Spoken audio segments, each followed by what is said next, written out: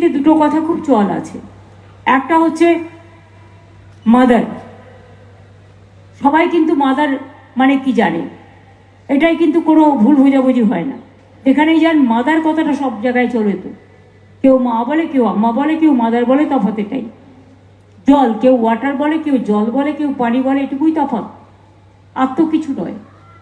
সুতরাং সৃষ্টিস্থিতি বিনাশানং শক্তিভূতে সনাতনী গুণশ্রয়ী গুণময়ী নারায়ণী নমস্তুতে শরণাগত দীনার্থ পরিত্রাণ পরায়ণে সর্বস্বার্থী হরে দেবী নারায়ণী নমস্তুতে। মা সকলকে ভালো রাখুন, মা নিজেও ভালো থাকুন। আমরা শুধু মার কাছে চাইবো আর মার ভালো আমরা চাইবো না, এটা কিন্তু হতে পারে না।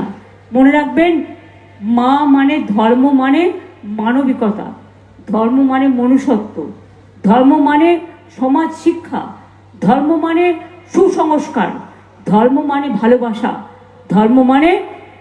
ধর্ম মানুষকে আপন করে নেয়, কাউকে ফিরিয়ে দেয় না, সবাইকে আপন করে নেয় এবং সকলকে ভালো রেখে দেয়।